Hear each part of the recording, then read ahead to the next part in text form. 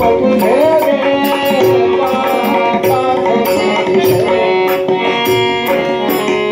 प्रार्थना करतो रोज रात्री ही प्रार्थना म्हणा, पहिली म्हटलेली म्हणा किंवा ही म्हणा, भगवंता शेवटचा श्वास तुझ्या दर्शनामध्ये जावा, तुझ्या नामस्मरणामध्ये जावा. काय आहे, कसं जगावं सांगणारे खूप ग्रंथ आहे तो, परंतु कसं मरावं सांगणारा फक्त श्रीमद भागवत ग्रंथ आहे.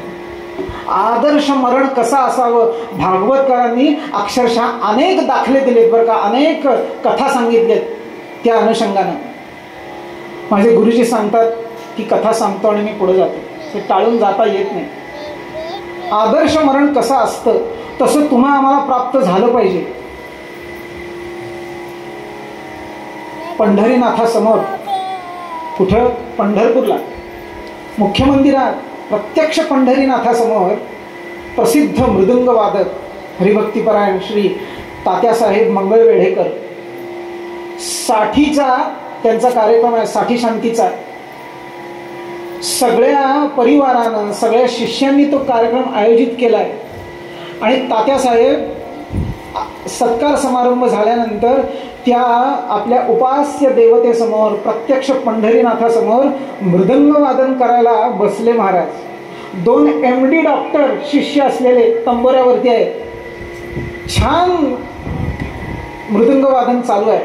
40-45 मिनिटं मृदंग वादन झालं आणि शेवटी त्यांनी बांधलेली एक चीज, काय बंदिश म्हणा, बोल म्हणा, चक्रधार परत होती ती त्यांनी आधी म्हणून दाखवली, पढंत केली त्याची आणि प्रत्यक्ष वादनाला सुरुवात केली. आणि शेवटी ती जी चक्रधार परत होती त्याचा शेवट असा होता की श्री विठ्ठल श्री विठ्ठल श्री विठ्ठल असं म्हणायचं तोंडानं आणि ते बोल काढायचे. मी आपल्याला सांगतो, वादन तर त्यांनी ती चक्रधार परत म्हणून दाखवली, वादनही झालं त्यांचं आणि शेवटचा तो तुकडा वाजवला, श्री विठ्ठल श्री विठ्ठल श्री विठ्ठल म्हणून सनेवरती आले, वादन थांबवलं आणि भगवंताला नमस्कार करायचं म्हणून मृदुंगावरती जे डोकं टेकवलं, काटा येते माझ्या. बस लोकांना वाटलं की नमस्कार करण्यासाठी वाकले मृदुंगावरती, पण जे मृदुंगावर मस्तक टेकवलं होतं ना ते पुन्हा उठवण्यासाठी टेकवलं नव्हतं. भगवंताच्या चरणी हा महात्मा एकरूप झाला प्रत्यक्ष पंढरीनाथासमोर. आयुष्यभर मृदुंग वादनासाठी ध्यास घेतलेला हा महात्मा, उपास्य दैवत म्हणून पंढरीनाथ, आणि त्याच्यासमोर ती त्याची कला, त्यानं दिलेलीच कला सादर करता करता शेवटचा श्वास घ्यावा. मला वाटतं यापेक्षा सुंदर मरण असू आदर्श मरण असू शकतच नाही. मी देवाला रोज प्रार्थना करतोय, एकतर कीर्तनात नाही तर भागवतातच मरण यावं. नाही मला ICU मध्ये मरण पत्करायचं.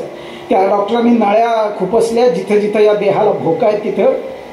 काय देव आठवणार आहे, काय राम आठवणार आहे, काय भागवत त्यावेळेला आठवणार आहे. रोज देवाला प्रार्थना करा. उपासनेमध्ये माझ्या गुरुजींनी 4-5 प्रकारची प्रार्थना करायला सांगितली. त्यात एक प्रार्थना अशी आहे की हे भगवंत मला नैसर्गिक मृत्यू येऊ दे घरी,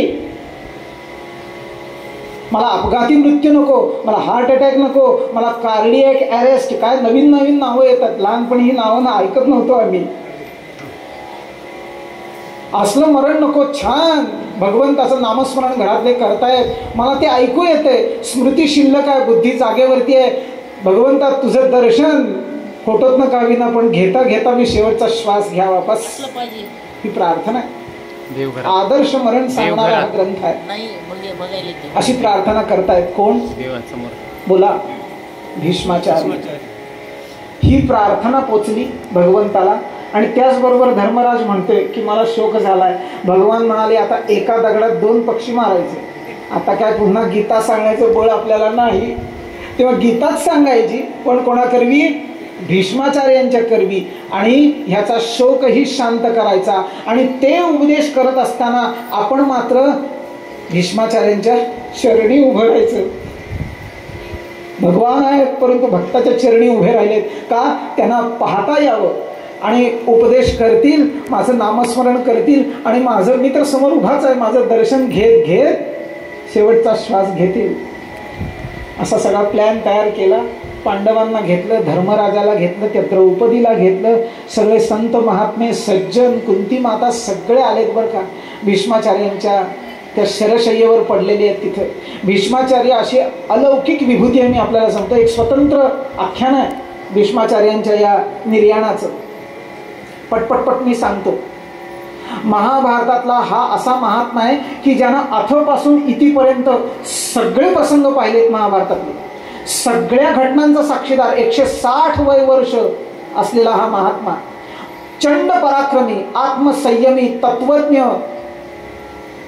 पण महत्वाचा सद्गुण त्यांच्या जवळचा विशेषण त्यांचं भगवान श्रीकृष्णांचे आत्यंतिक एकांत प्रिय भक्त, विष्णू सहस्रनामावर आढळ श्रद्धा असलेले भक्त. काय गंमत आहे बघा, विरोधी पक्षात आहेत भीष्माचार्य आणि त्यांचा परमात्मा